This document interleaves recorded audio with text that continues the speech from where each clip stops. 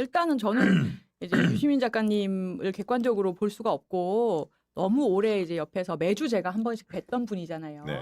무려 7년 동안을. 그래서 또 이제 평소에도 어떻게 이제 걱정하시고 말씀하시고 하는 걸 들어오다 보니까 처음 번째로는 또 얼마나 많은 욕을 먹고 얼마나 또 조리돌림을 당할까. 그래서 저는 막 두근반 세근반 하면서 사실은 좀 그렇게 봤어요. 많이 걱정하면서 그 봤어요. 말씀도 하셨잖아요. 이렇게 평론하는 사람은 비평하는 사람은 음.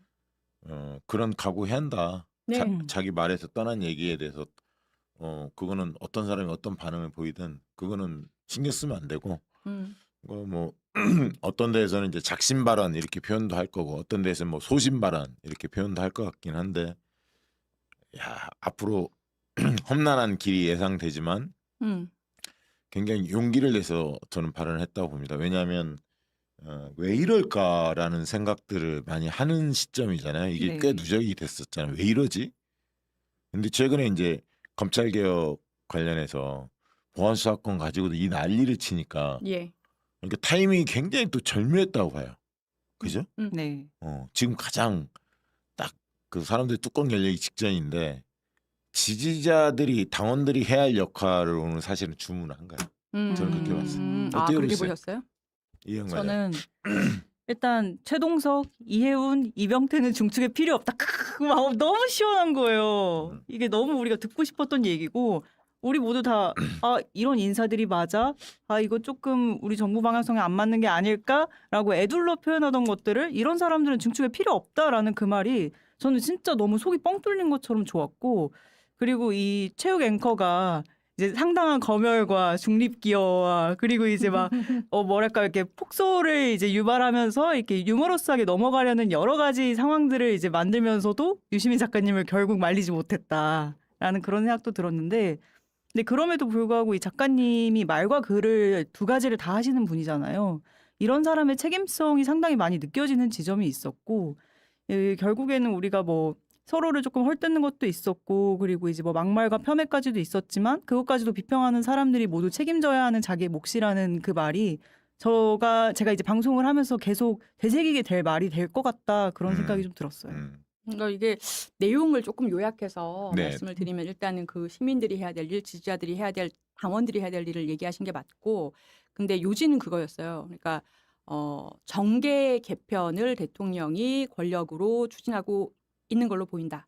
정계 개편. 네. 정계 개편이 소규모 정계 개편이 있을 수 있고 아니면 대규모 정계 개편이 있을 수 있고 아예 재개발처럼 재건축은 건물 하나 짓는 거고요. 재개발은 동네를 다 쓸어버리고 아예 동네 도로와 그 조망도를 바꾸는 거거든요. 과거 3당 합당 예시도 네. 들었죠. 그럴 수 있죠. 그래서 지금 일어나고 있는 정계 개편은 소규모가 아니라 대규모 또는 재개발인 것 같다. 근데 그렇게 생각했던 것이 여러 가지 인사라든지 그런 것도 말씀을 하시면서 서울시장, 경기도지사, 국회의장 이런 주요 포스트마다 대통령이 픽을 했다라는 걸 명백하게 표현을 하셨다. 대통령이 그동안. 왜 그럴까? 그러다가 서울시장은 안 되기도 했잖아요. 생각을 해보니까 이런 주요 포스트 국회와 지금 그리고 당대표 선거에도 본인의 픽이 누군지를 이건 유시민 작가님 얘기입니다. 본인의 픽이 누군지를 명백하게 여러 번 표를 냈다. 그러면 국회, 당, 서울시, 경기도 이런 네. 주요 포스트를 왜 대통령이 권력으로 쥐려고 하는가. 그 이유가 뭘까를 생각을 해보고 여러 가지 상황들을 판단을 해보니 이것은 대통령이 정계 개편을 하려는 것이구나라고 생각한다. 그리고 또 하나 중요한 두 번째 이제 단락이 정계 개편 할 수 있다. 해도 되고 당연히 필요하면 하는 것이다. 그것이 예전에 노무현 때도 있었고 그 전에도 있었고 여러 가지 있었지 않느냐. 근데 중요한 거는 사람들에게 설명을 하고 조감도도 보여주고 자 이제 집 허뭅니다. 어디까지 허물고 이렇게 지어요. 오케이? 이렇게 동의를 받고 추진을 해야 되는데 동의를 받지 않고 무엇이 진행되고 있는지 모르는 상태로 지금 진행이 되고 있다. 이게 굉장히 위험하고 본인은 그래서 이재명 대통령이 옳지 않다는 얘기를 하는 게 아니라 옳은 일을 하려고 하더라도 이것이 실패할 수 있다. 그러니까 그 그걸 대목에서 이렇게 너무너무 표현했어요. 걱정했다. 자기가 보안수사권 문제를 지적하면서 국민들에게 직접 양해를 구했어야 한다. 내가 그게 생각이 달라졌다면 그렇지 않았다. 그리고 모호한 말로 메시지를 던지다 보니까 해석투쟁 네. 어떻게 해석해야 하는지 해석 전쟁이 일어나게 만들었다. 그러면서 조리돌림이 시작됐다. 뭐 이런 얘기를 쭉 하거든요. 네. 저는 그 대목에서 저 목이 안 좋으니까 짧게 얘기하면 길게 얘기하셔도 돼요. 제가 안 좋아. 마지막하게. 예. 뭔 얘기냐면 제가 볼 땐 취임 초기에 몇 개월 안 돼서 대통령 지지율이 굉장히 좋았고 대통령에 대한 평가가 너무너무 좋았잖아요. 그 보수 쪽에서 다 박수 쳤고 깜짝 놀랐다. 뭐 이런 평가가 지배적이었기 때문에 대통령께서 그런 방향으로 그림을 그리신 것 같아. 오늘 유시민 작가의 요지는 그 앞단은 뺐지만 그건 뭐냐면 힘이 있었기 때문에 대통령이 자신감이 지나치게 강한 것 같다. 그 말씀도 과거에 했었잖아. 네. 그런 맥락 속에서 추진된 게 아닌가? 대통령 평가가 너무 좋았기 때문에 새로 틀을 좀 짜는 정계개혁 평가까지 염두에 두고 그 얘기는 뭔 얘기냐면 오늘 얘기를 종합하면 이른바 뉴 이재명의 그림의 설계자 기획자는 이재명 대통령 본인이다라고 직접적으로 말은 하지 않았지만 그 얘기를 함의를 담아서 오늘 메시지를 던진 거예요, 사실. 그렇지 않습니까? 그렇게 보이죠. 음. 지금까지 우리가 왜 이럴까 했던 게 대통령이 이것을 추진하고 있다라고 설명하지 않으면 설명이 되지 않는다.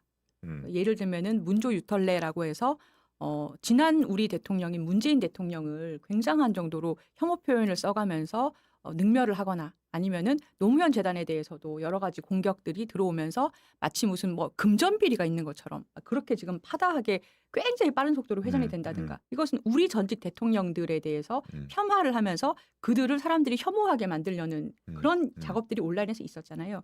이런 것들이 왜 계속 놔둬지는가? 이것은 대통령이 그것을 지금 그냥 두고 있다라고 밖에는 설명이 안 된다. 네, 네. 그렇게 전체적으로 지금 상황에 대해서 대통령이 꼭 혐오를 하라는 게 아니라 대통령이 재개발을 하기 위해서 뭔가 필요한 베이스가 있기 때문에 기존의 민주당의 정통성, 어떠한 정신적인 지주가 됐던 것들, 그러한 정신적인 어떤 터줏대감적인 것들, 이것들을 흔들어야만 새 판을 짤 수 있는 무엇인가를 지금 추진하려고 하는 거 아니냐. 근데 이 대목이 잘 보셔야 할 게 지지율이 좋았어. 힘이 있었단 말이에요, 대통령께서. 그런 그 주가도 막 뛰고. 그런데 최근에 한 2달 사이를 보면 지지층 간의 갈등이 완전히 격화돼서 그 와중에 유시민의 등장 그리고 그게 사실은 이제 사태의 본질을 사람들이 알게 됐죠. 한쪽은 또 비판도 하고 격렬해졌단 말이에요. 이 와중에 지지율은 떨어졌고 견제론이 고개를 들기 시작해요. 그러면서 지방선거가 예상보다는 성적표가 안 좋았어. 만약에 지지율이 계속 고공행진을 했고 지방선거 때 견제론이 불지 않고 만약에 완승을 했다. 그리고 김민석을 픽을 했으니까 김민석을 당 대표로 낙점을 하고 그 전당대회 끝나서 김민석이 장악을 했다. 그럼 다음 총선에서는 사실상 친명이라고 일컬어지는 인사들이 되고 총선의 공천을 받았을 겁니다. 그러면서 속도를 붙여가면서 말씀 뭐 유시민 작가가 생각한 방향대로 뭐 재건축이 됐든 재개발이 됐든 굉장히 공격적으로 판을 흔들려고 구상한 게 아닐까? 그런데 지지율이 떨어졌고 그다음에 지방선거 성적표가 기대만큼 못 미쳤고 그리고 지지층 간의 갈등이 격화됐고 그전에는 그 정도로 격화되지 않았는데 심해졌잖아요. 사실 유시민 작가 그것도 ABC 뭐 증축 재건축 이런 이야기를 하면서 얼마나 믿겠어. 그러니까 이런 게 이제 드러났기 때문에. 근데 지금은 과연 이게 가능한가? 그러니까 지지율이 떨어져 힘이 약화됐는데 그 지지층들도 이제 사태의 본질을 보기 시작했고 이런 상황에서는 제가 볼 때는 재건축, 재개발 어림없다고 저는 봅니다. 그리고 지금 이 보안수사권 문제 이걸 해결하지 못하면 지지층이 아마 등 돌릴 거예요. 민주당에 등 돌리는 사람도 있겠지만 민주당보다는 대통령한테 등을 돌릴 상황이라고 저는 봅니다. 오히려 민주당은 지키자 이렇게 나갈 수도 있어요. 민주당은 지키고 전당대회 때 정청래를 뽑아서 개혁 당대표를 반드시 더 뽑아야겠구나. 큰일 나겠구나. 저는 이렇게 생각하는 사람이 늘어날 거라고 보는데 오늘 유시민 작가 그 얘기를 했죠. 민주당이 권력을 가진 대통령의 지배를 받아들이는 순간 그 당은 해체가 시작된다. 그러니까 당의 자율성, 주체성을 이야기한 겁니다. 대통령이 아무리 뭔 얘기 하더라도 당을 지배하려고 하면 안 되고 대통령 자신은 그런 어떤 하명 정치가 이루어진다 하더라도 의원들이 들고 일어나야 하고 당원들이 들고 일어나서 그걸 막아내야 한다. 잘못된 거, 부당한 것은 좋은 것은 받아들이되 라는 메시지를 오늘 저 유시민 작가 한 거예요. 물론 유시민 작가의 주장에 대해서 100% 동의하는 분도 있고 일부는 받아들이고 일부는 받아들이지 않은 분도 있고 다 잘못됐다라고 평가하는 분들도 있을 겁니다. 각자의 몫이지만 적어도 여러 가지 쌓여왔던 여러 가지 징후에 대해서 유시민처럼 해석하는 사람이 당연히 있어야 한다고 저는 봐요. 또 다르게 해석하는 사람도 나와야 하는 거. 왜? 답답하고 이상하잖아. 그렇죠. 어. 그 유시민 작가님의 그 해석이 방 안에 있는 코끼리를 우리가 이 존재 자체가 너무 커서 차마 건드리지는 못해서 눈에 보이지만 애써 외면하고 있었는데 이걸 결국 유시민 작가님께서 들춰낸 거다. 그렇기 때문에 이제 우리가 더 이상 이 코끼리라는 이 거대한 우리가 직면한 상황을 더 이상 외면할 수 없게 계속해서 말씀을 해주시는 것 같고, 네, 이 대통령이 계속 당을 이렇게 조금 수직적으로 하려는 이런 것들에 대해서 당원들도 지금 심각하게 계속 생각을 하고 있었잖아요. 네. 그래서 이제 우리가 좀 어떻게 행동해야 되는지를 앞으로 우리가 계속 좀 고민해봐야 되지 않을까 그런 생각이 많이 듭니다. 그래서 이제 마지막으로 그 얘기 하신 거잖아요. 그 대통령께서 받아 주셔갖고 이런 우려를 방향을 수정했으면 좋겠고 그것이 안 된다면 대통령이 하고자 하는 길에서 대통령이 성과를 내서 그게 성공이었다. 훗날 평가도 받고 그렇게 가든가 둘 중에 하나인데 그게 아니 근데 자기가 볼 때는 후자의 가능성은 별로 없다. 실패하게 보인다. 뭐 이렇게 이제 말씀하신 거죠. 이게 벌써부터 그러니까 일단은 그 유시민 작가의 말을 지금 다른 여러 채널의 방송들에서 그 뭘 지금 헤드라인으로 뽑냐면 네. 유시민 이재명 실패할 것. 아 그걸로 뽑는구나. 예. 음. 그러니까는 실패해라. 마치 무슨 욕하고 저주를 퍼부은 음. 것처럼 음. 그렇게 지금 그걸 가지고서 지금 미다시를 그걸 뽑는구나. 예 하고 있고 그리고 제가 이제 어떤 기자님한테 이제 들은 얘기로는 유시민 작가가 왜 자꾸 나와서 얘기하는 줄 알아? 그거 유시민 작가가 대통령한테 계속 조언, 그러니까 훈수 두려고 했는데 안 들어주니까 이제 심보가 틀린 거야. 뒤엉킨 거야. 이런 식으로 얘기를 하는 거예요. 네. 근데 그게 아니에요. 오늘 분명히 그 이제 매불쇼 발언을 보시면은 재개발이 되든 재건축이 됐든 뭐든 성공했다. 그러면 저는 아쉬움이 없어요. 잘했다. 대통령이 그렇게 해가지고 잘 됐으면 좋겠어요. 전 정말 대통령이 성공했으면 좋겠고 잘 됐으면 좋겠고 뭐가 되든 잘 됐으면 좋겠어요. 그리고 나는 안 돼도 돼요. 유시민 작가 한 얘기가 나는 안 돼도 되고 그냥 작은 사람으로 남아도 되고 책도 이렇게 나중에 되면 책도 안 팔릴 수도 있잖아요. 네. 이렇게 해서 본인의 예언 진단이 틀리면 책 안 팔려도 됩니다. 대통령이 잘 됐으면 좋겠어요. 그런데 이렇게 가다가 잘 안 될 것 같아서 그래요. 그래서 나는 이 현상을 대통령에게 얘기하는 게 아니다. 시민들에게 우리 당원들에게 시민들에게 이런 현상이 우리가 설마 하고 느꼈던 말을 하지 못했던 그것들이라는 거를 얘기를 해주고 이제는 이제 대통령이 이런 뜻이다라는 걸 받아들이고 우리가 할 일을 하자라는 말을 하려고 나왔습니다. 그게 전문이었어요. 그거 같아요. 네, 그 말에 와닿아요. 왜 나왔을까? 왜냐하면 유시민 작가 입장에서 아쉬운 게 없잖아. 뭐 그쵸. 자기가 무슨 부귀 영화를 누리려고 그렇게 그 대통령 측의 지지자들한테 조롱 받으면서 왜 한 번도 아니고 두 번, 세 번 이렇게 계속 연거푸 왜 나오겠어요? 그리고 지금 대중적 인기가 네, 본인 정치할 때보다 더 높아요. 그러니까요. 그리고 몇 년 전에 음. 이렇게 한창 예능도 나오시고 할 때는 네, 지금 정치 비평 시작하면서 그게 좀 줄어들었잖아요. 네네. 그때는 제가 알기로 상업 광고도 들어오고 되게 유명한 뭐 자동차 그런 광고 있잖아요. 정말요? 네, 그때 알뜰 신잡 막 이런 거 네, 할 그때 때. 막 이렇게 되게 되시는 분들 원래 모델들이나 하는 그런 네, 자동차 목소리 이렇게 광고를 쫙 깔고 뭐 정장 이렇게 딱 자동차 타고 이런 거 휘날리면서 있잖아요. 나오시면서 그런 광고도 들어오고 근데 본인이 상업 광고 다 거절하고 그리고 지금 정치 비평 시작하면서부터 계속 비난만 받고 고난의 길만 가고 있는데 네, 본인이 지금 사실은 무슨 출마 욕심이 있으면 그렇죠. 장관까지 하신 분이 국무총리도 거절하신 분이 무슨 정치적인 욕심이 있어서 한다는 거예요.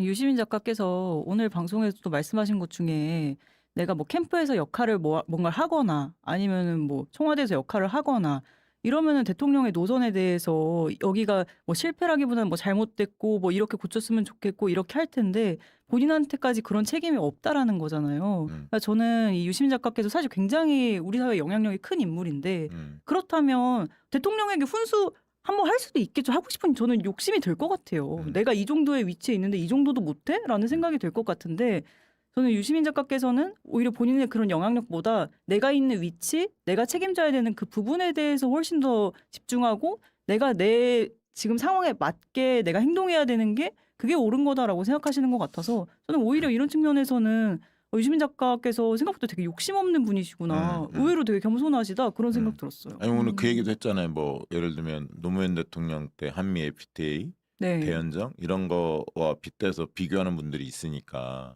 역사적으로 나중에 특히 한미 FTA는 역사적 평가를 받았잖아요. 개방형 통상국가로 가는 것. 그 당시 반대는 많았지만 어쩔 수 없었다. 그 옳은 길이었다, 불가피했다. 이걸 이제 역사적으로 좀 평가를 받고 있는데 그렇듯이 이재명 대통령께서 지금 하고자 하는 방향이 지금은 핵심 지지자들이 불만을 드러내지만 나중에 훗날 역사적 평가를 받을 거다 이렇게 평가하는 분도 있거든. 그런데 이제 오늘 유심 작가 그 얘기를 했지.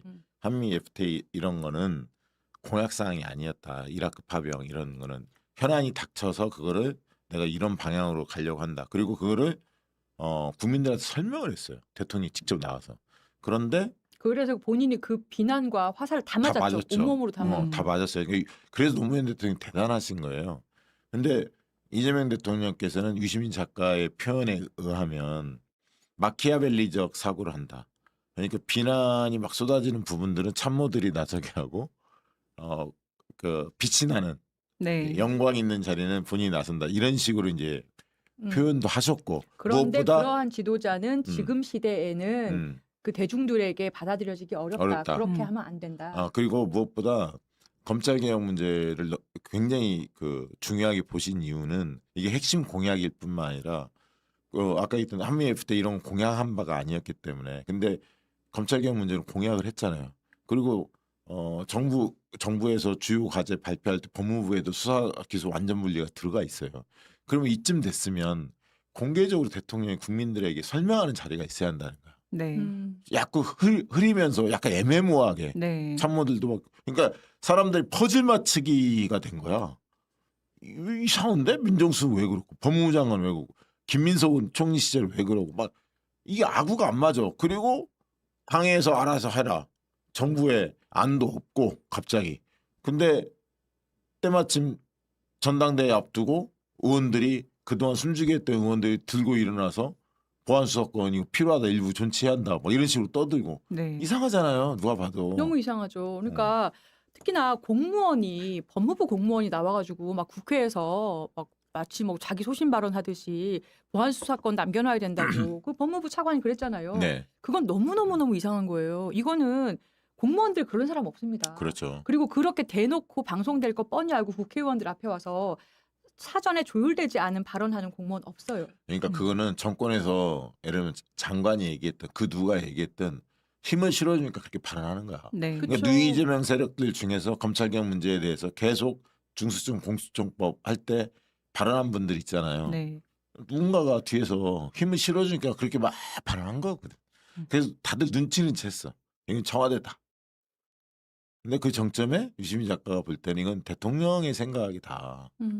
이렇게 오늘 이야기하신 거잖아요. 근데 그동안 사실은 몇 달 전부터 그런 거 아니야? 그런 거 아니야? 왜냐면 국무총리님께서 하시는 발언이라든지 대통령께서는 계속해서 보안 수사권은 없앨 거다 또는 뭐 당에 맡길 거다 국민에게 맡기겠다 이렇게 계속 이게 약간 이렇게 발언을 수위를 갖다가 명확하지 않게 해오긴 했잖아요. 네네. 그렇지만은 이제 법무부 장관이 하는 얘기라든지 정성호 장관이 하는 얘기라든지 그리고 뭐 수석들이 하는 얘기라든지 여러 가지를 볼 때 대통령의 뜻이 보안 수사권은 조금은 남겨야 된다는 거 아닌가? 근데 도대체 그런 생각을 왜 하지? 그렇게 검찰에게 가장 많이 시달린 사람이 자기고 그러니까요. 이 기소권을 가진 권력이 수사 권력까지 가지면 얼마나 위험한지를 가장 잘 아는 피해자잖아요. 네. 근데 설마 대통령이 된 다음에 마음이 바뀌었나? 그게 이거가 이제 그래서 이제 어. 공소취소 관련해서 여러 얘기도 많이 들렸죠. 그랬죠. 이게 이제 대통령 쪽에서 원하는 거 아니었냐 의원들이 이게 이제 대통령 그 재판이 많이 남아 있기 때문에 여러 건들이 이건 누가 봐도 이거 부당한 거거든요, 사실은. 근데 나중에 형사소송법 개정을 해도 되고 방법은 여러 가지가 있거든요, 사실은. 그렇죠. 그리고 이제 조작 기소한 것들에 대한 특검을 해서 그걸 더 알려내고 나중에 국민적 공분들이 형성이 될 거고 그럼 방법은 어떻게 할 거냐? 공소 취소의 방식도 있고 형사소송법에 여러 가지 관련된 법안을 개정해서 처리하는 방법도 있거든요.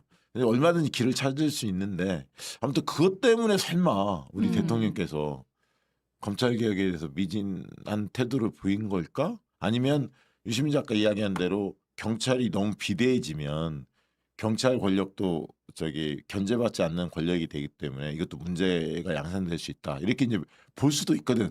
그러면 그걸 설명하고 사람 다 논의를 붙여서 결론을 내줘야 하는데 그렇지가 않으니까. 그러니까요. 근데, 그래서 설마 하면서도 우리는 사실 이재명 대통령을 사실 너무 좋아하고 아끼고 지금 개혁하시는 거라든지 일하시는 거라든지 너무 속 시원하고 너무 좋잖아요. 너무 소중한 우리 민주진영의 대통령이잖아요. 그러면 그래서 차마 아무도 입 밖에 말을 못 하고 있었던 거예요. 맞아요. 가슴 네. 아리만 했지. 예, 계속 다들. 말을 못 했는데 네.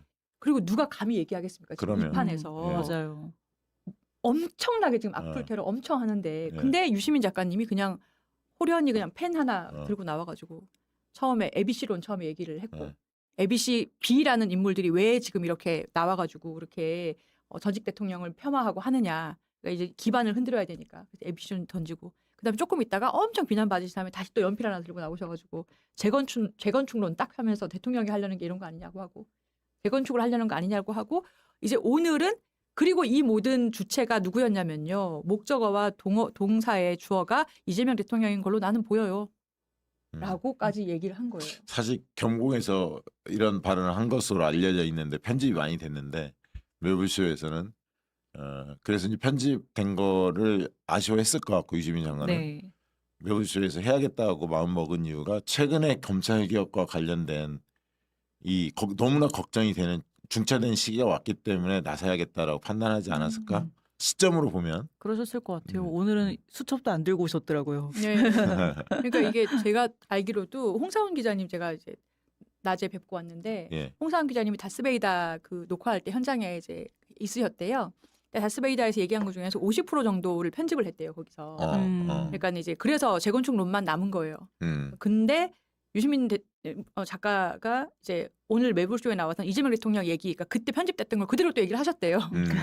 그래서 제가 생각할 때는 그래서 매불쇼 완전 엄청 다들 떨었잖아요. 네. 방송 보니까 저는 되게 재밌게 봤는데 다들 이렇게 너무 감동해서 하던데 근데 그 본인이 메시지가 분명하게 있고 어디서 무슨 편집을 하건 그 메시지는 어디선간 얘기를 다 하시겠구나. 진짜 그냥 마음 먹고 나왔구나 이런 생각했어요. 아니 과거에 그게 노무현 대통령이 많이 연상이 되더라고. 저는 3당 합당 때 있습니다.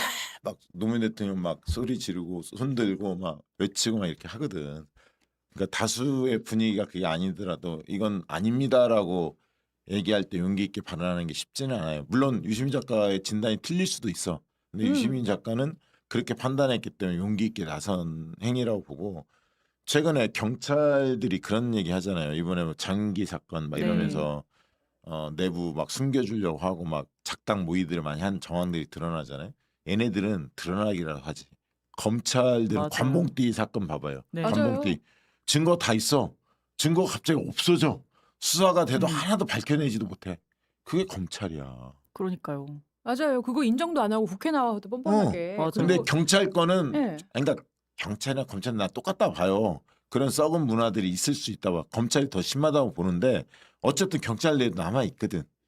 다 밝혀내야죠 그런 거는. 근데 경찰만 마치 그런 것처럼 검찰은 아닌 것처럼 이렇게 언론이 막 보도하잖아. 너무 이상해요. 되게 경찰이 엄청난 거대 권력이 된다. 그래서 너무 거대해지고 비대해져서 안 된다라고 이야기를 하는데 근데 그동안 기소독점권은 검찰한테만 있었잖아요. 그러면은 만약에 보안 수사권을 허용을 해주면 경찰한테는 뭐 보안 기소권 줄 거냐고요. 그런 거 안 줄 거잖아요. 근데 왜 마치 기소권은 검찰이 다 이만큼 독점하고 있는데 그거는 조금도 나눠주려고 하지 않으면서 경찰만 뭐 엄청난 뭐 악의 구렁텅이처럼 이야기를 한다는 게 너무 저는 이 형평성에도 맞지 않는 것 같고 이 논의 자체가 국민의힘의 논리라고 저는 계속 생각이 들어요. 근데 자꾸 민주당이 이 국민의힘의 논리를 조금 빌려오는 것 같다는 생각이 들어서 그런 점에서 저는 조금 너무 속상한 감도 있고요. 이거 진짜 정확한 얘기하신 게 처음에 이 논의가 기소 권력이라는 곳이 수사 권력까지 같이 갖고 있으니까 기소라는 골을 향해서 막 달려가다 보니까 그러니까 너무 본인이 기소할 게 없으면은 별건 수사하고 네. 너는 찍어놓고 일단 넌 기소할 거야. 막 이렇게 남용하는 걸 보다 보니까 아 이거는 기소권하고 수사권은 분리해야 돼 해서 이 논의를 시작해서 여기까지 온 거잖아요. 네. 6대 중대범죄만 남겼다가 이제는 그나마도 보안수사권이 있었는데 그것도 이제 떼자. 이 정도면 제도가 정착된 게 아닌가. 근데 여기서 그러면 지금 다시 보안수사권이라는 걸 검찰한테 요만큼을 남겨놓으면 기소 권력이 수사까지 할 때 이 부작용이 해소가 되냐고요. 그러니까요. 그러니까 그대로 지금까지 남는데. 했던 논의를 무로 돌리는 건데 민주당 일부 의원들이 이걸 또 하겠다는 법안을 내고 저는 그게 도저히 이해가 안 가고 또 하나가 이게 중요한데요. 제도가 변경될 때는 늘 과도기가 있어요. 지금 이번에 장윤기 사건이나 이런 거에서 경찰에 그거는 근데 사실은 구조적인 수사력의 저하나 뭐 무능력한 게 아니라 부패죠. 이거는 있어서는 안 되는 것이 생긴 건데 어쨌거나 이것을 걸러낼 수 있었던 것은 그동안 수사를 두 주체가 해왔잖아요. 네. 경찰이 한번 쫙 하고 그걸 받아서 검찰이 한번 더 했어요. 네. 그래서 두 번 했기 때문에 지금까지는 검찰이 할 역할이 있었던 건데 이거를 한 번 경찰이 일반 수사를 다 하는 걸로 할 경우에 사실은 피해자 구제가 약해진다든가 아니면 문제가 생길 수밖에 없어요. 이게 이 과도기에서. 그러면 우리가 원래 선택을 해야 된단 말이에요. 기소권하고 수사권이 붙어 있을 때의 문제점이 더 크냐 우리 사회가 과도기를 겪더라도 수사권을 검찰에서 떼버려야 되느냐. 네. 우리는 전자를 선택을 한 거고 그래서 지금 뗐어요. 지금 과도기 이렇게 움찔움찔해요. 그러면은 이 부작용을 어떻게 하면은 없앨 거냐에 빨리 달려가서 우리는 이거를 논의를 해야 되는 거예요. 근데 민주당 의원들이 뭐 무슨 폭격을 받고 있는지 모르겠는데 쭈삣쭈삣하면서 다시 과거로 돌아가자고 지금 어제 의총도 그렇고 네. 전 너무 화가 나요. 네. 지금 말씀 나누는 와중에 우리 네. 최민희 의원님 오셨습니다. 안녕하세요. 반갑습니다. 안녕하세요. 아유 요즘에 왜 이렇게 송영길 의원님이 저를 그러니까 좀 황당하기도 하던데요. 뭐 제가 뭐 잘못된 건 잘못됐다 이렇게 얘기를 하니까 뭐 그에 대한 반대급부라고 생각하고 있습니다. 아유, 참. 너무 쿨하세요. 쿨려. 저도 비판하고 근데 비판의 내용이 정확해야 하는데 그동안에 송영길 후보가 정청래 후보에게 한 비판들이 팩트에 기초했지 않았어요. 그래서 제가 팩트에 기초하지 않아서 이건 요렇다 저건 저렇다 하나하나 이제 시정하고 있고 있는데 최근에는 말이 또 언어가 너무 언어란 존재의 집이고 그 사람이 하는 말이 그 사람이에요. 네. 그런데 너무 심해요. 네. 무슨 역적, 목을 잘라, 그러니까요. 낙태, 스토커 뭐 이런 식의 네. 언어를 구사하는 게 좀 언어 순화를 하셔야 되겠다. 뭐 이 정도로 생각합니다. 당원들이 심판하겠죠. 자 이제 검찰 얘기 조금 더 들어가 볼게요. 네. 어제 충격적인 네, 네. 건 그거였잖아요. 김한규 그 원내 네. 정책 수석이 우리가 지난번 2월달에 이렇게 한 게 보안수사권 폐지 이 부분이 당론 결정은 아니다. 방망이를 두드리지는 않았다. 네. 요 얘기를 해서 많은 분들이 깜짝 놀랐습니다. 사실. 근데 저 당론인 줄 알았어요. 지금까지. 예. 그런데 그 얘기는 뭐냐면 당론으로 컨센서스를 다 밟았는데 네. 마지막에 표결은 안 했더라고요. 지금 생각해 보니까. 표결을 하거나 왜 안 했죠 뭐 그때? 이건 당론이다라고 의결하지를 않았어요. 근데 그때는 정청래 대표가 계셨기 때문에 예. 그게 기정사실이었어요. 예. 저는 어제 의총을 보면서 야, 당대표 진짜 중요하구나 이런 생각을 했습니다. 당대표가 검찰개혁에 대해 얼만큼 의지가 있느냐에 따라 의원들의 태도가 이렇게 바뀌는구나 이런 생각을 하였습니다. 근데 그래서- 제가 일반 네. 네. 아니 제가 말씀하세요. 일반 당원으로서 이게 너무 사실은 황당하다라는 생각이 드는 게 뭐냐면은 만약에 우리가 결혼식도 하고 신혼집도 구하고 해가지고 결혼을 했어요. 근데 혼인신고를 안 했단 말이야? 그러니까 10년 살았어요. 아니 뭐 1년 내내 살았어. 근데 이제 와서 우리 혼인신고 안 했으니까 아예 우리는 결혼 생활 자체가 없었어. 아니, 그러니까 이게 우리가 당론의 지위를 가지고서 지금 보안수사권 폐지에 대해서 계속해서 발언을 하고 활동을 하고 국회의원분들이 그렇게 저는 활동을 해왔다고 생각하는데 이제 와서 의결이라는 절차적인 것을 거치지 않았다고 해서 당론이 아니다라고 하면서 마치 이거를 뭐 제로 베이스에서 다시 얘기할 것처럼 얘기가 된다는 게 좀 납득이 안 가요. 근데 지금 어제 제가 좀 얘기를 해야 될 것 같은데. 예, 정청래 대표가 저희 방송에 나왔는데 굉장히 좀 걱정스러운 상황이다. 당내 상황이 이렇게 좀 말씀하셨거든요. 이 보안수사권 근데 관련. 그게 제가 말한 거예요. 정청래 대표가 대표로 있을 때는 그런 얘기를 의총에서 한 의원들이 없었다는 거예요. 네, 예. 네. 물론 일부 검찰 출신 의원들이 뭐 얘기를 했지만 그게 그렇게 막 우르르 나와서 그런 얘기를 하는 분위기가 아니었어요. 그런데 모든 일이 틀어질 때 조짐이라는 게 있잖아요. 네. 그러니까 정청래 대표는 이러다 정말 검찰 개혁을 마무리하지 못하는 게 아닌가? 라는 안 좋은 느낌을 받으셨겠죠. 그런 의미인데요. 이 대목에서 과연 의원들이 개별적으로 판단해서 그렇게 했을까? 아니면 어떤 세력이 누군가가 이 시기 전당대회 앞두는 이런 시기에 누군가가 판을 짜서 판을 흔들기 위해서 하는 건 아닌가라는 의심이 있어요. 아니 검찰은 늘 판을 흔들려고 하죠. 검찰뿐만 아니라 언론도 정치권. 늘 판을 흔들려고 하죠. 그래서 지금 저는 오늘 유시민 작가가 얘기한 것들이 네. 그러니까 참 지성인은 늘 보통 사람보다 한 발 먼저 느끼고 네. 먼저 경고하고 그러는 거 아닌가요? 네. 네, 그래서 오늘 이런 거 같아요. 지금 검찰 개혁의 완성, 1차 완성을 둘러싸고 이 객관적으로 흐르는 걸 보면 조선일보, 네, 그리고 국힘, 네. 그리고 민주당 내 일부 의원들이 한편이 됐어요. 그게 일부 의원인지가 지금 모르겠어서 그런 거예요. 아니 그거는 일부 의원이죠 지금까지. 왜냐하면 의사를 표현을 해야 하니까. 예, 그래서 일부 의원들은 그런 그게 한편이 되고 그 다음에 검찰 개혁을 주장하면 이게 무슨 뭐 큰 문제인 것 같은 이 사회 분위기, 예, 이게 위험한 거죠. 예, 그럴 때 저는 이 분위기에서 어떻게 다시 우리가 검찰 개혁을 놓고 다시 똑같은 과오를 되풀이하지 않고 보안수사권 폐지를 할 것인가. 예, 그리고 빨리 중수청도 출범하고 검찰청인지 기소청인지 빨리 출범하게 할 것인가. 그거에 대한 방향을 오늘 유시민 작가가 제시했다고 생각합니다. 당에서 추가 의총 뭐 얘기 나오던데 네. 법사위 이제 소위에서 통과시키고 이제 절차를 밟아야 하잖아요. 네. 그 뭐 공유된 게 있습니까, 의원들한테? 없습니다. 아직은 없고요. 없고. 다만 어제 그 홍기현 의원 법안은 네. 보안수사권이 아니에요. 그냥 검찰 수사권 존재 아니에요. 그렇죠. 동의합니다. 예, 존재. 그게 무슨 얘기냐면 뭐 예를 들면 피해자 보호 뭐 쭉 있는데 그 중요한 조항 중에 하나가 그 형사 사건에서 피해자가 이의 제기를 할 경우 그건 전부 보안 수사해야 된다. 검찰 이런 조항이 있어요. 그런데 피해자가 형사 사건이 뭐 140만 건 정도? 예, 그런데 그중에 피해자가 이의 제기를 하는 게 100만 건 정도래요. 그러면 이게 무슨 그러네요. 보안 수사권이에요? 수사권 존치지. 그건 요건 뭐하고 연결되냐면 검찰청 그 수사관 숫자가 6천 명이라면서요. 예. 이 100만 건을 만약에 그대로 놔두면 그냥 6천 명 다 필요해요. 이렇게 하면 조직 개편이 없을 수도 있는 거예요.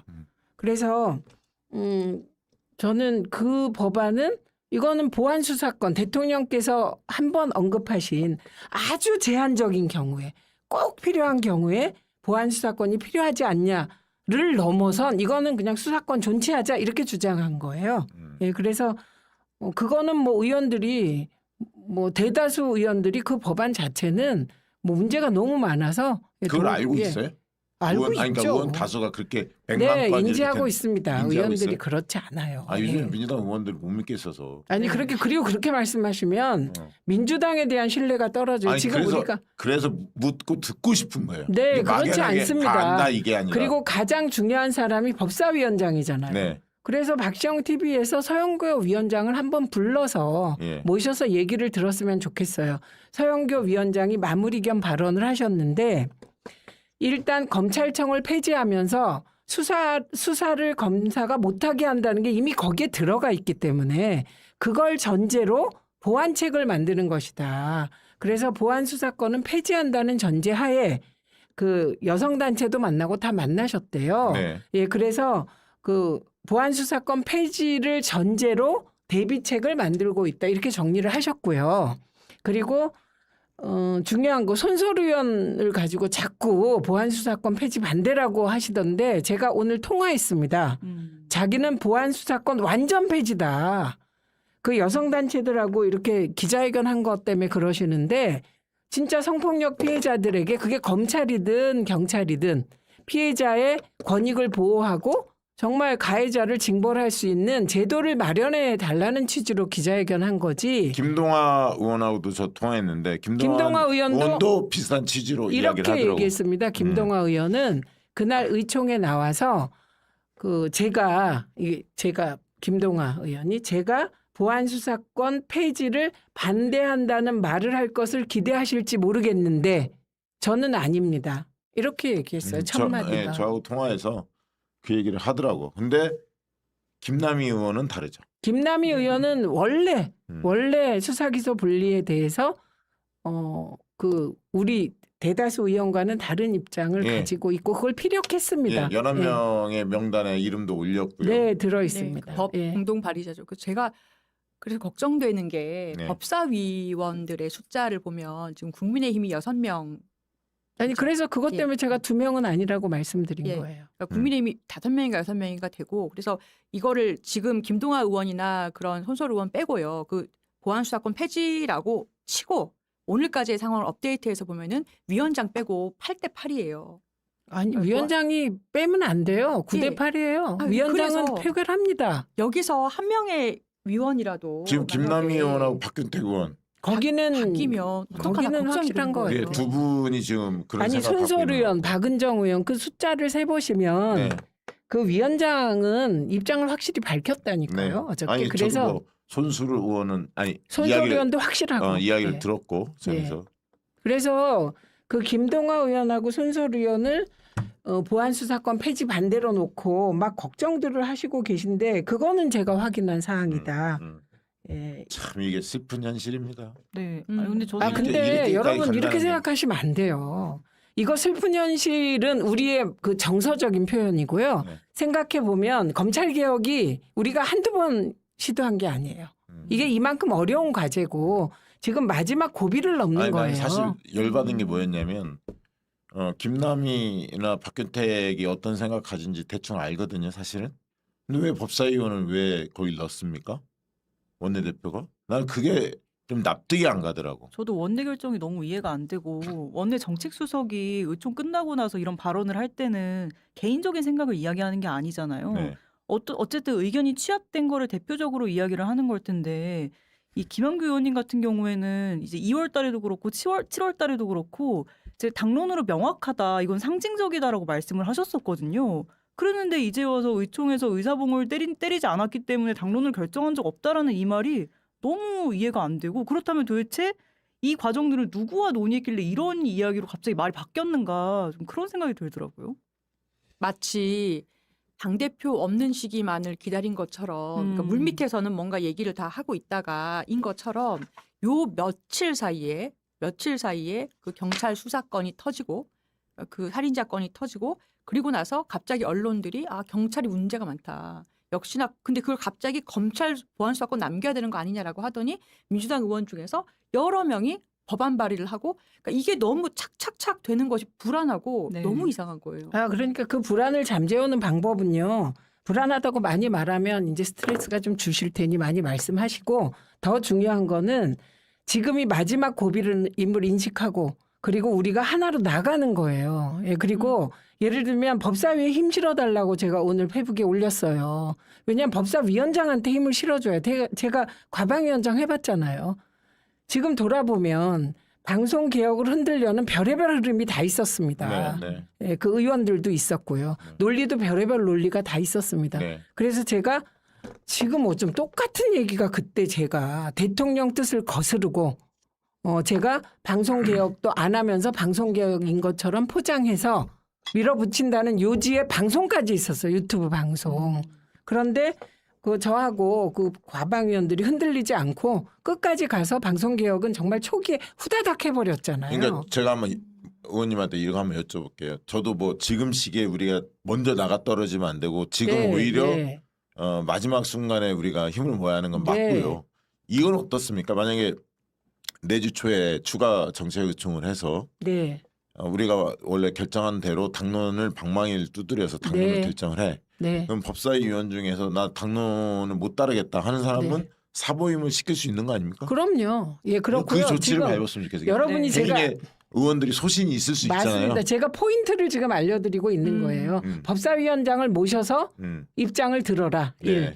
그다음에 지금 중요한 게 누구예요? 당대표 후보로 나온 유력 후보들 아닙니까? 네. 그런데 제가 알기론 정청래 대표 확고해요. 네. 김민석 후보도 밝혔죠. 밝혔어요. 보안수사권 네. 폐지다. 네, 네. 그다음에 송영길 대표 이미 밝혔어요. 네. 예, 이건 오래전부터 밝혀왔기 때문에 이 세 분을 모셔서 네. 입장을 물어보세요. 확실하게.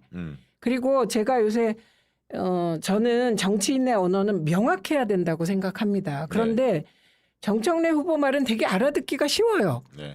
그런데 전 솔직히 나머지 분들의 말은 못 알아듣겠습니다. 제가. 원래 이제 그 군더더기가 없어야 네. 민감한 사안에 대해서는 깔끔하게 그것만 네, 얘기해야 그래서 돼요. 군더더기 이거를 있으면 이상해. 예를 들면 확실하게 물어보시는 거예요. 두 가지를 확인을 우리가 해야 되는데 왜 총리실 사나 검찰개혁 TF는 지금까지도 형사소송법 개정안을 안 내놓냐. 지금 이게 규명돼야 되고요. 이거는 왜 그랬냐. 네, 그럼 이유가 여러 가지 유추해 볼 수 있잖아요. 네. 유시민 작가가 유추하는 그 원인일 수 있고 네. 그다음에 검찰개혁 TF 내가 분열되어 있었다고 들었어요. TF 내에서 단일안을 못 만든 것이냐? 뭐 등등 여러 가지가 있겠죠. 혹시 당정협의를 했는데 당이 워낙 강하게 완전 폐지를 주장하고 정부는 일부를 놔두자 그래서 뭐 안 됐나? 이걸 밝혀야 되겠죠. 네. 그다음에 두 번째는 유력 당대표 후보들이 보안수사권 폐지 입장을 밝히면 당이 어떻게 근데 저 거꾸로 거기서 갑니까? 하나 더. 총리가 개인적으로 자기는 옛날부터 보안수사권 폐지 입장이었다. 네. 그러면 총리 산하의 검찰개혁 추진단이었는데 네. 그럼 총리의 의견은 하나도 관철이 안 된 건가? 그것도 물어보라고요. 그것도 아니, 예를 그거는 들면 저는 그것도 제가 밝혀져야 돼요. 늘 싫어하는 게 추측이잖아요. 네. 그래서 전 근데 저희 예측도 잘 방송은 안 안 나올 거예요, 두 분이. 아니 그래서 다른 데서 좀 어디든 물어봐. 제가 다른 데서 좀 이게 물어봐 주세요. 네, 근데 그래도 당원들 계신데 나오시지 않겠어요? 저는 나와야죠. 아니 경공에 대해 송영길 저 의원 나가시더라고요. 네, 저는 거기서 좀 물어보라고. 김어준 총수가 네. 반드시 물어야 된다고 생각해요. 보안수사권 폐지냐, 일부 존치냐. 홍기현 법안은 어떻게 생각해? 그거를 묻고 이게 저는 그 인터뷰어들이 좀 아니, 갖고 그러니까 갔다 저는 이상한 게 이거 거기까지- 피하면 왜 네. 끝까지 안 묻냐고요. 맞아요. 이제 그렇게 물었으면 좋겠어요. 고 묻고 그 다음에 추가 정책 요청을 해서 당론을 모았는데 네. 당론이 결정이 됐어. 보안수사권 폐지로. 그래서 보안수사권 요구권 정도만 남기는 걸로 이렇게 정리가 됐다면 김남현의 박균택처럼 당론과 다른 결정을 가진 사람은 사보임 시키는 거에 대해서 어떻게 생각하냐 이렇게 묻고 그래서 이 가닥을 잡을 수 있도록 당대표 후보자들이 네. 방향을 좀 잡아줘야 돼. 근데 제가 한명도 원내대표 잘한 건 딱 하나는 법사위원장 서영교 의원 법사위원장 시킨 건 잘했다 봐요. 그 전에 거론됐던 분들 네. 걱정이 어우, 너무 많았거든요. 맞아요. 거론됐던 분들 걱정 많이 됐었고 지금 음. 보니까 박시영 대표님이 준비가 됐네요. 인터뷰 나오세요. 아마 저한테 그래서- 털릴 걸요. 뉴스 공장도 하는데. 아니 그래서 털리건 박시영 대표가 궁지에 몰리건. 네. 아니 네. 나오세요. 예, 저는 나오세요. 네. 그 이상하게 요즘 그 앵커들은 모든 앵커들이 다 왜 질문을 하다 맙니까? 그리고 제가 이렇게 몇 개 이렇게 방송을 가끔 보는데 이 답하는 사람이 묘하게 쟁점을 흐리면서 딴 데로 가면 앵커가 미리 약속이나 한 듯이 그쪽 흘러가서 본질이 없어지더라고요. 네. 지금 이게 음. 큰일이라고 봅니다. 맞아요. 사실은 그러면은 앵커가 가서 잡아와야 되거든요. 당연하죠. 오솔길로 가면 예. 잡아오고 해서 그 원래의 질문에 대한 답변을 들어야 되거든요. 네. 그렇게 앵커들이 하시겠죠, 다 김원총 총수가. 겁을 먹어서 중립 기여를 받고 있는 것 같습니다. 맞아요. 맞아요. 이제는- 그럴 거면 방송 뭐하러 해요? 그리고 조금 무슨 드라이브를- 중립기여예요. 정말 말은 낭비지? 우리가 똑바로 자, 해야지. 전당에 지금은 이제- 95대 5예요. 방송 김민석 방송이나 언론 환경이 그 얘기 하더라고요. 95대 5예요. 그렇게 많이 편향돼 있다고 보세요? 아니 저는 그 소위 진보 언론이라고 하는 경향 유튜브 한겨레 유튜브 제목 보세요. 네. 심각하죠. 오마이 TV는 뭐 오래전에 오래전에 그렇게 그랬고. 됐고 근데 지금 아직 기간 중인데 언론에서 그러면 안 되는 거 아니에요? 아, 그런 거 그거 뭐 하루 이틀 일이 아닌 더 심해졌고 더 심해졌다고 느끼는 건 이제 소위 진보 매체라고 해서 그동안에는 소위 그 국힘과 민주당 간의 균형을 언론의 본령이라고 막 주장했던 일부가 예. 이제는 민주당 당대표 경선에서 특정 후보에 거의 올인하는 느낌이라는 가스 거죠. 먹고 뛰어드는 아, 그 드는 표현은 너무 송영길 같아. 예. 아이고, 송영길 후보님 같아요. 아 근데 그리고 특정 짱구 같은 거 말씀하신 거죠? 그 특정 당대표 후보가 만약에 당선이 되면 그 기존 언론사들이 뭐 혜택을 받는 게 있나요? 뭐 모르죠. 물어보세요. 네. 와, 날카롭다. 나 그런 생각까지 못했는데. 그렇지 그래서 않고서 이게 왜 쏠려 있나? 단순히 당 대표만의 지금 대결 구도인가 이 얘기를 그래서 의심을 하는 거지. 그래서 오늘 유시민 작가가 명픽이다고 이야기하면서 이야기했던 김민석까지 그러니까 그런 분위기가 느껴졌다고 저는 봐요. 그런 그 언론사 유튜브들까지도 그리고 네. 단순히 후보 간의 대결 구도를 뛰어넘는 지금 상황 아닌가? 어. 좀 아까 조수진 변호사께서 그 유시민 작가의 방송을 보면서 걱정이 너무 많이 됐다. 그렇게 얘기했잖아요. 또 유시민 작가에게 어떤 비난이 퍼부어질지 또 유시민 작가의 본의는 아닌데 다른 얘기들을 할까. 오늘 가장 중요한 말은 지성인으로서 유시민 작가는 지금 현재 예측되는 예를 들면 정계 개편 할 수 있다고 생각합니다. 저는. 근데 그 방식이 일반적인 민주주의 원칙과 안 맞는다는 문제 제기를 하신 거예요. 근데 더 중요한 말은 내가 틀렸으면 좋겠다예요. 내 예측이 틀리길 바란다. 나는 성공하시길 바란다. 그래서 어디에 방점을 두느냐에 따라 유시민 작가의 말이 평가되리라고 생각합니다. 근데 저는 지난번에 다스베이다도 그렇고 오늘 매블쇼도 그렇고 유시민 작가는 이재명 대통령의 성공을 정말 바라는구나. 민주주의자로서. 그런 느낌이 더 컸거든요. 그런데 물론 언론은 다 이제 뭐 분열적 그 구도를 만들고 싶어 하겠죠. 네. 오늘 그 얘기 한마디 더 하고 싶은데 유시민 작가가 지지자들 현실을 직시하자는 얘기를 했어요. 지금의 네. 현실을 직시하자. 그리고 대통령께서 매우 위험한 길, 실패하는 길을 선택한 것 같다. 그런데 그 길을 가지 않도록 지지자들이 좀 강제해냈으면 좋겠다는 어떤 메시지가 담겨 있지 않나 저는 좀 그렇게 읽었고요. 이 얘기 이제 전당대회 이야기 좀 여쭤봐야죠. 오늘 나오셨으니까. 최고위 네. 왜 도전하십니까? 남들은 최민희 의원 하면 최고위원 몇 번 하신 것 같은데 이렇게 그러니까요. 그런 그렇게 알고 있어요 느낌이세요. 실제로. 예, 그러니까 뭐 이유는 뭐 평범한 이유는 많지만 결정적으로 왜 하게 됐냐? 문조털레요 때문입니다. 저는 민주당의 근본을 무너뜨리는 언어가 횡행할 때 이게 어제 오늘 일이 아니고요. 지난해 말부터 심해진 겁니다. 쭉 보고 있는데 어디서도 적극적인 조치가 안 나오고 저는 의원님 정도만 의원들 중에서 얘기하더라고. 난 깜짝 놀랐어. 왜 이렇게 네. 다 숨죽이어 있는지. 저도 그게 이해가 안 가요. 아니 고민정은 당대표 선거 왜 나왔는지 난 이해가 안 돼. 왜냐하면 그전에 왜 이 문제에 대해서 함구해? 참 네. 이해가 안 돼서. 그래서 저는 그 단순하게 뭐 일베가 민주당 주변으로 일베의 언어가 와 이게 왜지? 그래서 저희 의원실은 계속 그 정보통신망법 하면서도 이 현상을 보고 있었거든요. 그래서 거기에 소위 그 사회적 신분을 어디까지 볼 것인가 그리고 모욕적인 표현까지 다 징배제 대상이 되게 만들어놨어요. 이미 저희가 다 흐름을 보면서. 그런데 이게 이런 차원의 문제가 아닌 것으로 느껴졌습니다. 일부 유튜버들의 행태나 네. 뭐 그리고 무엇보다 저는 진보 언론들의 행태를 이해할 수가 없어요. 지금. 그래서 이게 단순히 그 놀이 삼아 있던 일베 문화가 민주당 주변으로 일부가 오면서 이게 그냥 일회성이 아니라는 생각을 했고요.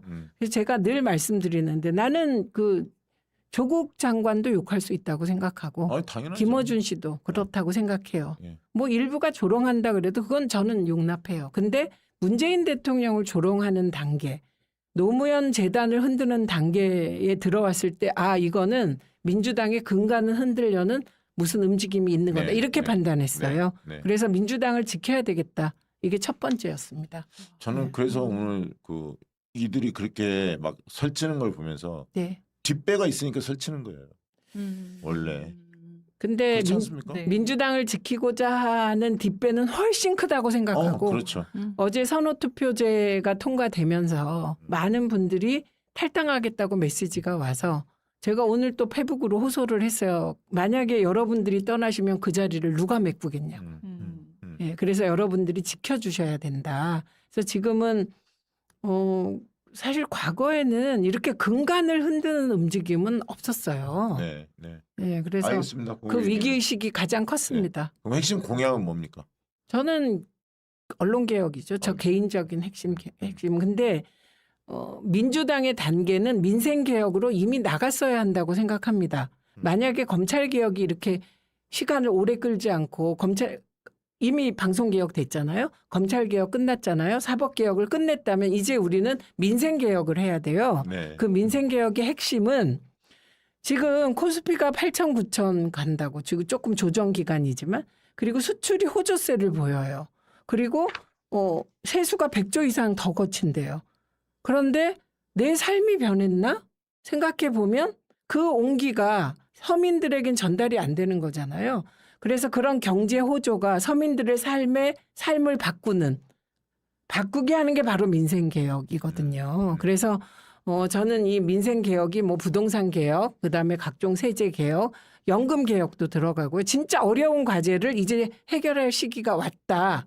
이렇게 생각해서 이재명 정부 2기는 내 삶을 바꾸는 이재명 정부. 네. 그리고 민주당도 내 삶을 바꾸는 민주당으로 민생개혁으로 달려가야 된다고 생각했는데 검찰개혁에서 지금 걸려서 네. 너무 시간을 끌고 있다고 생각합니다. 그래서 제가 민주당을 지키겠다. 그리고 개혁의 견인차가 되겠다. 그리고 모든 개혁의 종착점은 민생개혁이다. 슬로건이 나왔습니까? 그겁니다. 저는. 슬로건. 핵심 슬로건. 슬로건 이해찬처럼 민주당을 지키겠습니다를 지금 생각하고 있습니다. 생각하고. 와. 두 분은 최민희 의원님한테 궁금한 사항 있으면 질문해 주세요. 저는 언론 개혁이 지난 국회 때부터 계속 쭉 이어져 왔잖아요. 그리고 이번에 정통망법까지 통과가 됐는데 저는 그 다음 스텝의 언론 개혁이라는 게 뭔지 잘 감이 좀 안 잡히는. 그게 신문개혁, 포털개혁, 정부광고 개혁입니다. 아, 예, 정부광고 개혁은 거의 1.7조인가? 예, 더 늘어나서 뭐 그 정도인데 수치는 정확하지 않습니다. 그것이 얼마나 언론 정상화에 기여하게 이게 분배되느냐. 그게 정부광고 개혁이고요. 그리고 지난번에 그 저희가 과방위가 끝낸 건 방송 제도 개혁이에요. 공영방송 정상화, 네. 방통위 정상화. 그래서 방미통이 만들었고요. 그리고 정보통신망법으로 징배제까지, 징벌적 손해배상제까지 다 했고요. 그다음에 이제 신문개혁에 언론중재법 남아 있습니다. 그다음에 포털개혁의 핵심은 뭐냐? 제가 가장 중요하게 생각하는 건 포털 아웃링크법인데요. 지금은 네이버나 다음이 댓글이 완전 정파적인 경쟁의 장이 되어 있고 그게 이제 여러 가지 조작의 장이 됐잖아요. 근데 이걸 막는 법은 조선일보 기사의 댓글은 조선일보만 가서 달게 만들면 돼요. 그래서 이미 법을 발의해 놨습니다. 이 법도. 그래서 지금 남아있는 언론개혁 과제는 언론중재법, 포털개혁, 아웃링크법 통과시키는 거 정부광고 개혁법 정도입니다. 아니 그것도 한번 여쭤볼게요. 정보통신망법 7월 예. 7일 날 개정된 다음에 예. 노무현 재단이나 노무현 대통령 조롱하는 혐오하는 이런 게 좀 줄어들었습니까? 아직까지는 법이 시행됐다는 것 자체를 잘 모르는 것 같고요. 예. 통계가 아직까지 유의미하게 나오고 있지는 않은데 저희가 그 7월 7일 개정안 시행 전부터 준비를 해갖고 1월에서 6월까지 정말 악질적으로 1000여 개 이상의 혐오 콘텐츠를 계속 올렸던 11개 계정을 뽑았어요. 그래서 7월 7일에 땅 하고 저희가 방미심의에다가 심의를 넣어놓은 상태고요. 그리고 그 심의를 받고서 만약에 방미심의가 이거는 그 혐오 표현물이 맞다라고 결정을 하고 삭제 요구를 그럼 하게 되거든요. 네. 그거를 거부하면 형사처벌할 거예요. 그래서 저희가 정말 확실하게 누가 봐도 이것은 법 위반이다라는 것만 걸릴 수 있는 것만 일단 신고를 해놓은 상태예요. 진짜 완전히 확실히 이번에 뿌리 뽑아야 돼. 네. 그리고요, 이제 자꾸 허위 조작 정보를 의견에 적용한다. 소위 징배제로. 그거 거짓말입니다. 이 악의적 허위 조작 정보에 대해서 하는 건데요. 이 악의성의 규정을 매우 엄격하게 해놨어요. 네. 해당되는 거 제가 찾은 거는 대표적인 게 우리 이재명 대통령이 소년원 출신이다. 이게 대표적인 악의적 허위 조작 정보인데요. 이거를 한 번 모르고 한 게 아니라 이미 이거는 사실이 아니면 만천하에 드러나 있잖아요. 네. 그런데 이거를 정보통신망에 올렸을 경우 이건 딱 걸리는 거예요. 그러니까 팩트를 왜곡했는데 예를 들면 어머 이분은 5살이야 이렇게 제가 얘기해서 사실이 아니잖아요. 네. 그런데 진짜 5살이라고 믿어 제가. 그리고 얘기한 거 안 걸려요. 그런데 5살이 아님이 판정돼요. 예를 들면 기사의 경우 언론중재위원회에 제소돼서 이거는 사실이 아니야. 그래서 정정보도를 한 사안을 과거의 허위사실로 보도를 하면 걸리는 거예요. 그러니까 이런 경우는 매우 드물어서 오히려 저희는 법을 만들면서 뭘 걱정했냐면 너무 적지 않을까? 이렇게 걱정을 했어요. 걸리는 게. 그런데 많더라고요.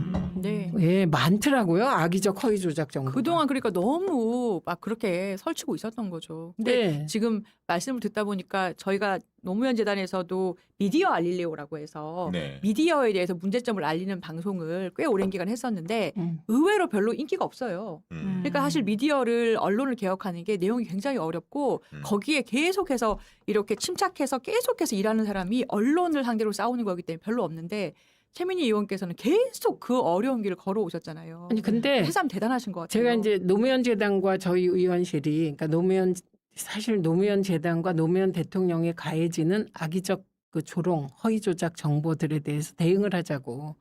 그래서 법안을 만들자고 하셨는데 이미 법이 만들어져 있었습니다. 그때 우리는. 그러니까 저희가 다 리서치하고 있었다니까요. 그거를. 네. 그래서 저는 적어도 22대 국회의 과방위원들은 장난 아니었다. 그때 좀 놀라셨죠. 법이 다 돼 있어서. 그러니까 저희가 법안을 이렇게 만들어야 됩니다라고 해가지고 사실 저희가 국회도 만나러 다니고 이 바깥 드러나지 않는 활동을 많이 하고 있는데 근데 면담 신청을 해가지고 했더니 이미 준비가 되어 있고 개정안 낼 거야 이렇게 말씀을 하시더라고요. 네. 그래서 든든했습니다. 네, 그래서 저희는 다 이제 하고 이 얘기 있고요. 여쭤볼게요. 아까 이해찬 전 대표 말씀하셨으니까 이해찬 전 대표가 지금 계셨다면 지금의 민주당에 대해서 뭐라고 쓴소리 할 것 같습니다. 나도 너무 궁금하다.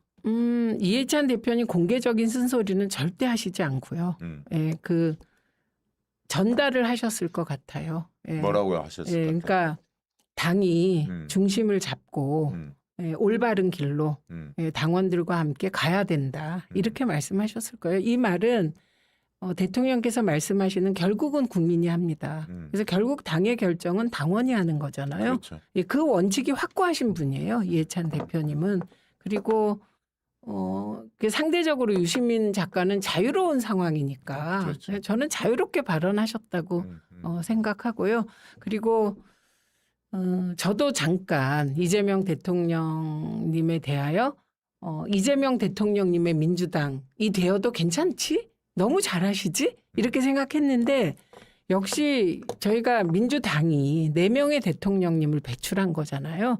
이 점을 간과하면 안 될 것 저는 같습니다. 그 마지막 네. 메시지가 저도 동의했거든요. 민주당이 이재명이지 이재명이 민주당은 그렇게 가면 안 된다. 저는 사실 개인적으로 그렇게 생각하고 이 있었어요. 말을 하게 된 상황이 되게 힘들죠. 저에게. 예. 그런데 제가 방송개혁 과정에서도 저는 대통령님께 매우 감사드리는 게 그때 그렇게 저를 당 의원들도 흔들고 일부 유튜버가 흔들고 뭐 한겨레 신문의 일부까지 저를 흔들었을 때 그리고 대통령님과 이견이 있었어요. 그런데 그 이견에 대하여 저희가 충분히 준비하고 대통령께서 질문하신 모든 거에 대해서 답을 했습니다. 네. 적어도 방송에 관한 한 제가 40년을 했기 때문에 그런데 그 과정에서 대통령께서 그러니까 마지막에 약간의 이견이 있었을 때 네. 그것도 대통령님 뜻도 사실 맞는 거예요. 왜냐하면 공영방송 이사에 국회는 하나도 추천 안 하면 안 되겠습니까? 이런 생각을 잠깐 하셨대요.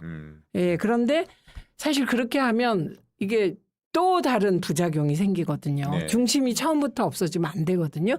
그래서 적어도 저희들 생각에는 국회가 중심을 좀 잡고 네. 이걸 뭐 한 몇 년 해보다가 정말 이제는 그 방송에 완전히 그 이사도 네. 그 방송 자체적으로 뽑을 만큼 방송이 자율성을 확보할 자격이 생겼다고 판단되면 또 바꾸면 되지 않을까 네. 이런 생각을 했어요. 그래서 네. 그런 미세 조정에 대해서도 충분히 청와대 홍보수석 라인과 정말 미세하게 소통했습니다. 근데 그때 그런 이제 저희들이 노력을 많이 했을 거 아니에요. 정말 저는 목소리가 안 나올 만큼 사람을 만났는데 그런 결과들을 말씀드렸을 때 그 노력한 것이 합리적이라고 판단되면 다 받아주셨어요. 네, 그래서 믿음이 있습니다. 저는. 네. 이 보안수사권 폐지가 대통령께서 걱정하시는 정말 완전히 폐지했을 때 피해자가 생기지 않을까?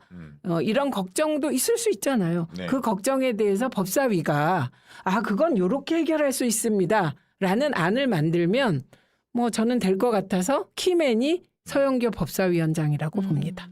정청래 당대표가 1년 동안 해왔잖아요. 11개월. 네. 공과 과가 있다면 어떤 점을 꼽아주시겠어요? 솔직히 얘기하면 나 또 정청래 대표 지지자들한테 몰매 맞는 거 아니야? 저 솔직히 얘기하면 90% 잘하셨습니다. 그리고 언론개혁 제가 할 수 있었던 거 저와 정청래 대표의 지원 덕분입니다. 정말 힘을 왕창 실어줬어요. 네. 청와대랑 잘 조율하고 정부와 조율해서 최종 안만 주세요. 이렇게 신뢰를 보내주셨어요.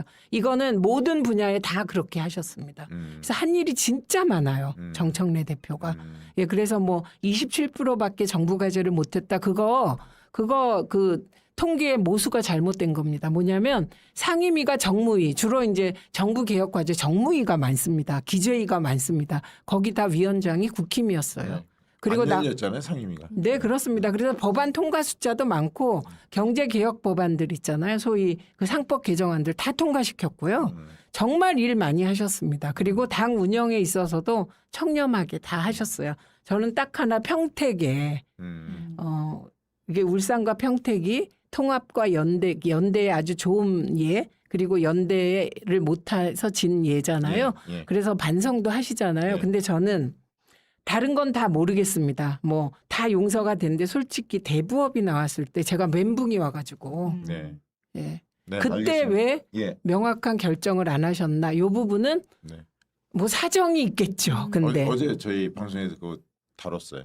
네, 더 네. 봤어요. 근데 저도 네. 그 대목이 가장 안타까웠고 나머지는 제가 정말 늘 이렇게 표현하거든요. 제 글을 혹시 꼼꼼하게, 전 글을 되게 꼼꼼하게 쓰는데 기자 출신이. 예, 그리고 단어 하나 선택도 제가 굉장히 심사숙고하는데 정청래 대표를 말할 때마다 넘치게 친명이라고 표현해요.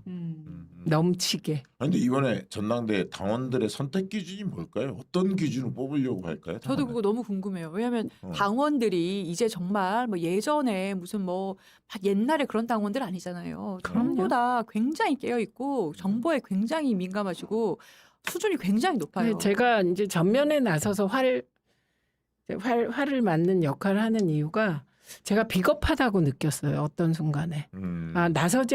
나서야 돼요. 제가. 예. 그런데 나는 스페셜리스트잖아. 나는 언론개혁의 전문가잖아. 그러면 내가 언론중재법과 이게 어마어마하게 큰일인데 내가 이것만 해도 나는 국회의원으로서 할 일 다 하는 거죠. 제가 좀 이런 태도였잖아요. 예, 그런데 이번에 이렇게 전면에 나서면서 비겁함을 극복하겠다. 제가 이렇게 이제 생각을 하게 된 거죠. 그러니까 저도 저는 굉장히 용기 있게 하는 모습에 그런데 대해서 화살을 맞는 이유는요. 제가 해야 될 것 같아요. 왜냐하면 제가 뭐 지금 그 이재명 대통령 지키겠다고 약속했으니까 이재명 대통령 지키는 역할은 다 할 거예요. 이 지킨다는 게 저는 민주당이 지켜져야 이재명이 지켜진다고 확실히 생각하는 사람이고 이건 제가 제 경험으로 그렇게 느끼는 그렇죠. 거예요. 네. 경험과 그 연역으로도 그리고 뭐 다 그렇게 귀납으로도 다 저는 그렇게 생각합니다. 민주당이 굳세여야 되는데 네. 저는 제가 제일 싫어하는 정치는 정직하지 못한 거예요. 제가 사실은 저는 전들 뭐 유력 그 후보들을 비판하고 싶겠습니까? 제 비판의 모든 건 팩트 체크예요. 왜냐하면 팩트가 아닌 걸로 백날 얘기하면 나중에 엉뚱한 결론이 나와서 네. 그래서 팩트 체크하는 거고요. 앞으로도 계속 할 것이고요. 네.